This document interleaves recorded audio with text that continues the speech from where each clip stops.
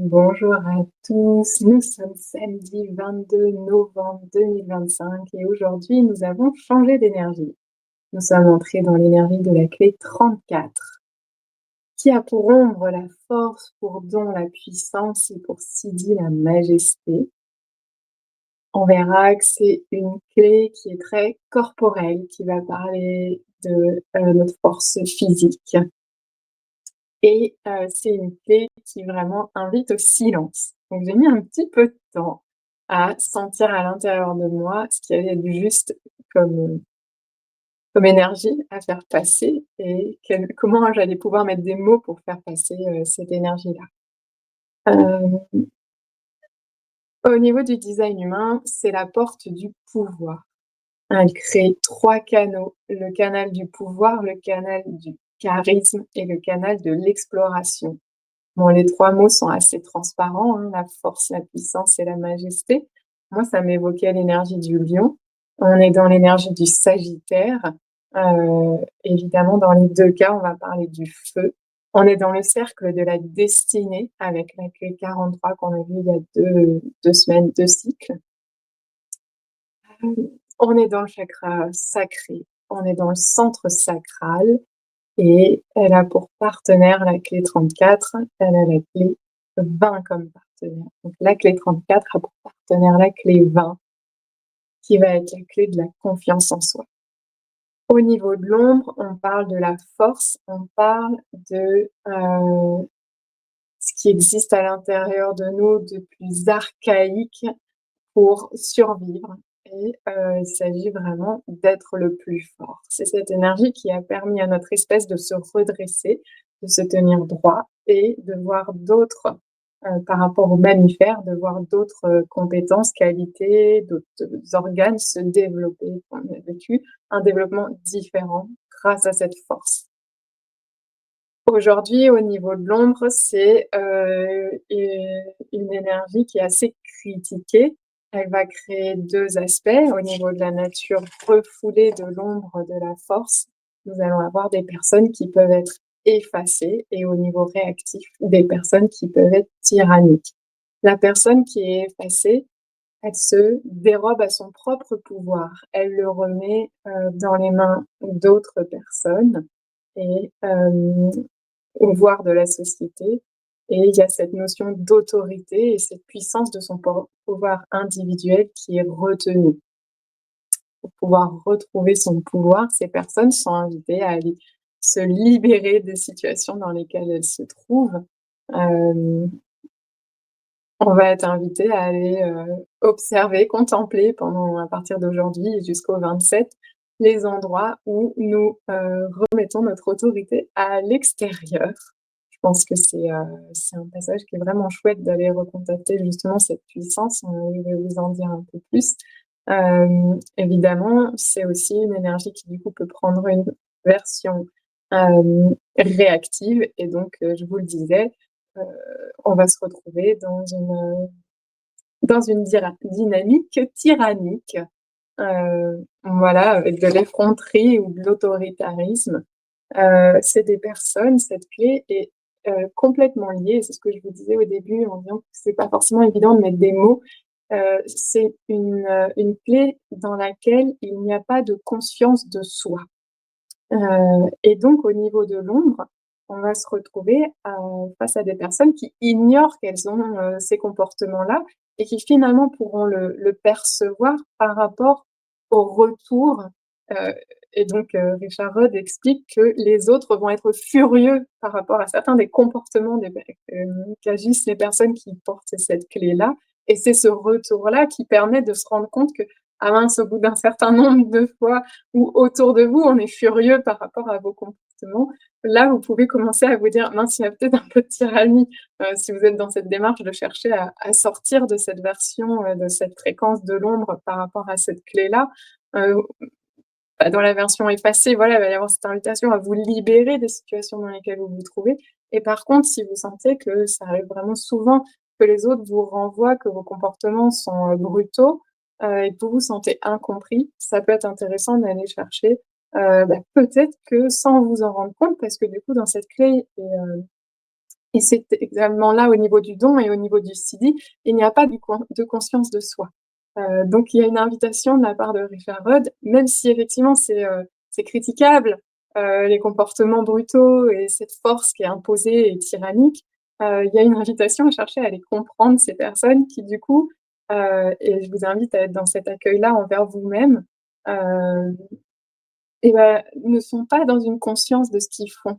Heu, alors et comment il invite, voilà, l'idée pour ces personnes du coup, bah, c'est de trouver des activités saines pour défouler leur colère.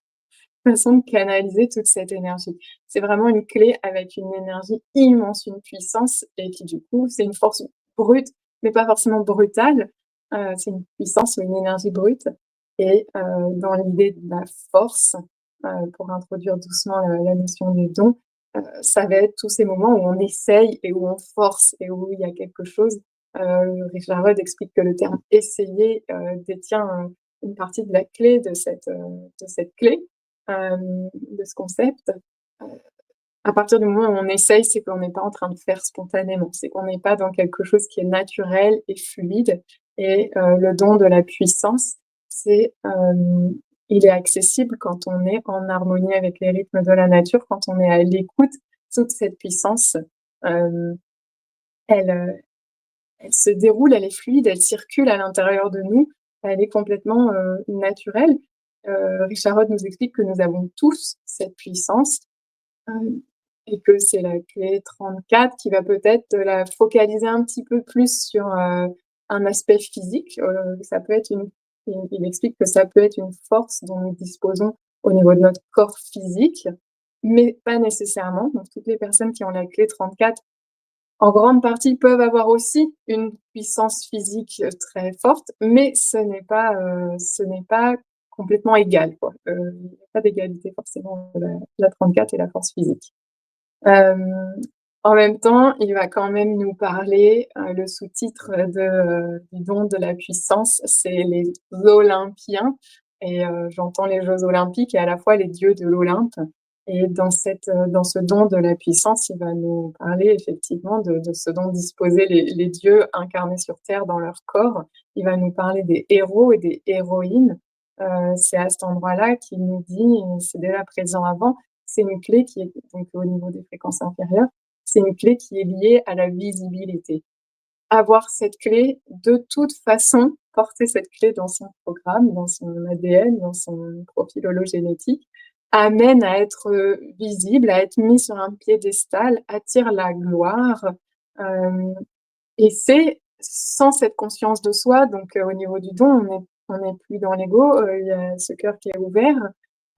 Ça part d'un chakra sacré, sain, harmonisé et qui, déferle de puissance et donc on va parler des grands sportifs, de certains politiciens, il y avait d'autres exemples, là, ils m'échappent.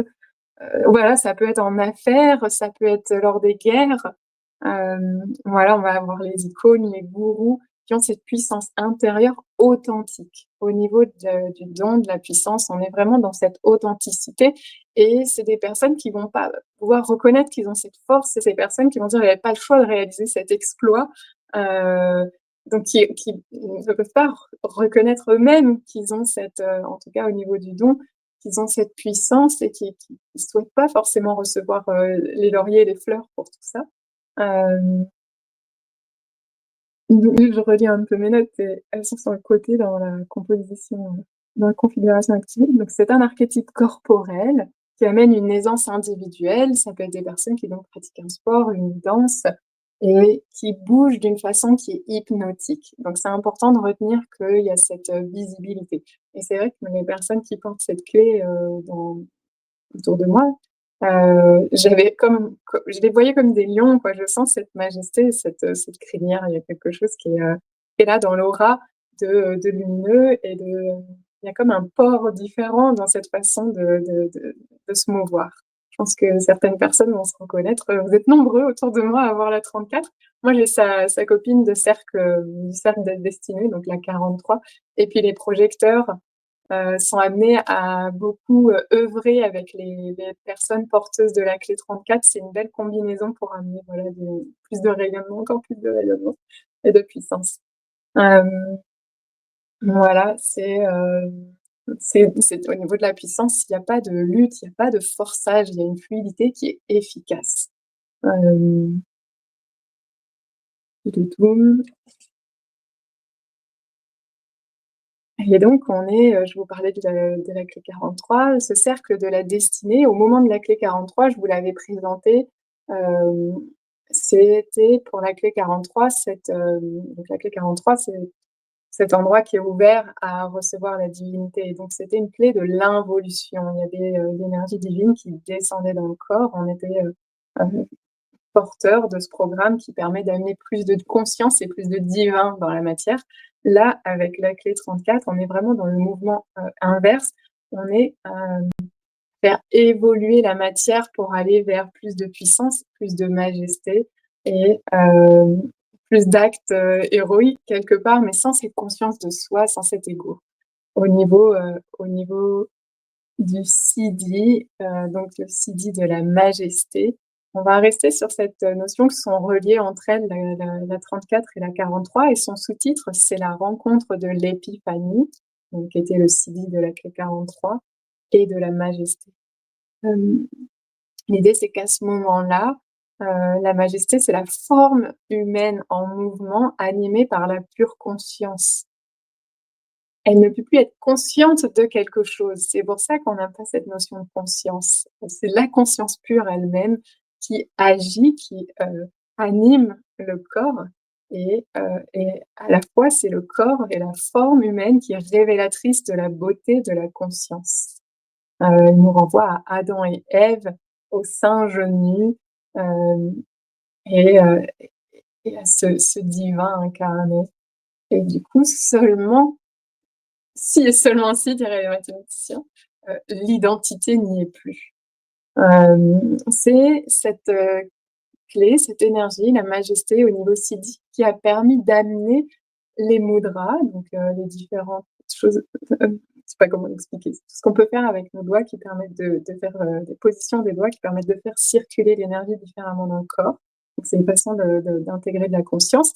Toutes les postures, les asanas du yoga, tout ce qui est tai chi, qigong, tous ces mouvements et ces gestuels, les danses sacrées, c'est, dans cette clé qu'on va trouver cette inspiration-là, où d'un coup le corps était dans des mouvements et une circulation d'énergie divine et on a amené ça dans des disciplines pour transmettre quelque chose, pour, cheminer, aller vers l'illumination, aller vers, une évolution, hem, de la matière, vers une intégration de plus de lumière, augmenter cette, fréquence, atteindre des niveaux siddhiques et en même temps, il explique bien, Richard Rudd, que de toute façon, ça amène sur ce chemin, ça facilite quelque chose peut-être et à la fois le le passage, vers ce niveau siddhique est un saut quantique, et nous n'avons aucun contrôle, aucune maîtrise du moment auquel va se produire ce saut.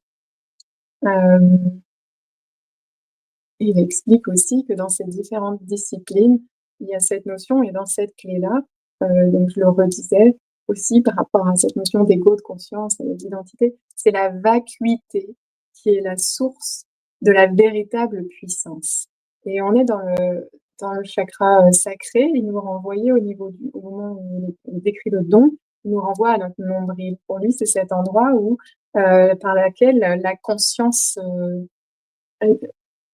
au-delà de notre être, va, entrer à l'intérieur de notre corps et c'est au niveau du nombril qu'on peut échanger, avec une conscience plus grande et être en contact encore avec notre propre conscience avant de s'incarner. Si vous voulez, au moment de la gestation, au moment de l'accouchement, il y a quelque chose qui se coupe de cette conscience-là, qui était présente avant et à la fois par notre nombril, par notre hara, par notre chakra sacré, nous pouvons, reconnecter, nous pouvons rouvrir, recréer remettre de la conscience sur cet espace de connexion possible entre notre corps physique et et ces espaces de conscience.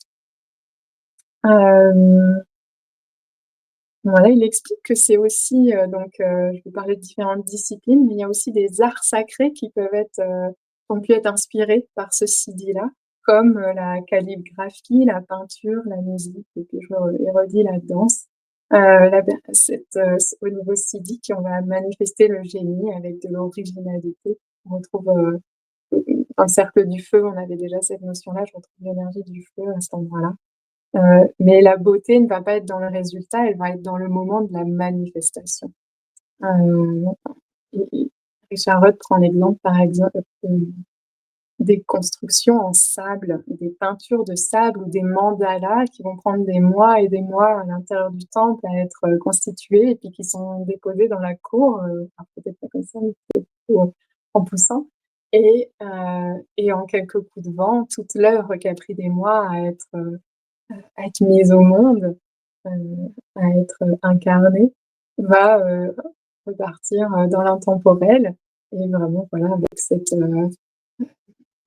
ce focus, cette invitation à être au présent et c'est la clé 20 de la confiance en soi et de la présence qui est la partenaire de la clé 34 qui va, heu, qui va venir, nourrir et au niveau siddhique, on sait qu'il y a une fusion entre les siddhis des clés partenaires. Heu, voilà, c'est, comment, alors j'aime bien cette phrase. Voilà. Alors donc c'est un siddhi qui requiert que l'individu transcende sa peur génétique de la survie en apportant sa présence entière à chaque moment. Le défi, c'est d'abandonner son individualité qui, ne survivra pas au saut du siddhi. Voilà. L'esprit entre dans la matière et l'imprègne de divinité. Vraiment, c'est ce mouvement d'involution et d'évolution qui se fait, de façon synchronisée.